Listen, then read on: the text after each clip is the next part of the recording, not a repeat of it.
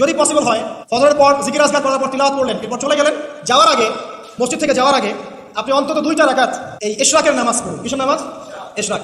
নবীজি বলেছেন কেউ যদি ফজরের নামাজ জামাতে পড়ে তারপরে সালাম ফিরানোর পর ওই জায়গাতেই বসে থাকে এবং জিকির আজকার করতে থাকে, সুবহানাল্লাহ 100 বার পড়লো, আস্তাগফিরুল্লাহ 100 বার পড়লো, ঠিক আছে, লা ইলাহা ইল্লাল্লাহ ওয়াহদাহু লা শারীকা লাহু লাহুল মুলকু ওয়া লাহুল হামদু ওয়া হুয়া আলা কুল্লি শাইইন কাদির, এগুলো পড়লো, তারপর ধরেন দরুদ শরীফ পড়লো ইত্যাদি। জিকির আজকার শেষ করে সূর্য উঠে যাওয়ার পরে সে যদি 2 রাকাত নামাজ পড়ে, মাত্র 2 রাকাত, সে ফিরে যাবে একটা কবুল হজ, একটা কবুল ওমরার নেকি নিয়ে ফিরবে ইনশাআল্লাহ। আরেকটা নামাজ আছে, যদি পসিবল হয় পড়তে পারেন, 8টা থেকে 10টার মধ্যে পড়ে ফেললে ভালো, এরপরে সূর্য উঠে যায়, সূর্য গরম হয়ে যায়। সেটা হলো আপনার এই চাষতের নামাজ, যেটাকে আমরা বলি সলাতুদ দুহা, চাষতের নামাজ। আমরা অনেকে রিজিকের সমস্যায় ভুগি না, দারিদ্রতা, রিজিকের সমস্যা, আমাদের অভাব, এই সমস্যা আছে না? চাষতের নামাজ যে ব্যক্তি নিয়মিত পড়বে তাকে 2টা ফজিলত দেওয়া হয়। কয়টা ফজিলত?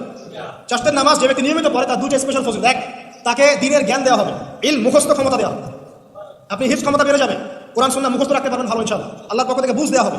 আরেকটা হচ্ছে আপনার দারিদ্রতা আল্লাহ পাক দূর করে দেবেন।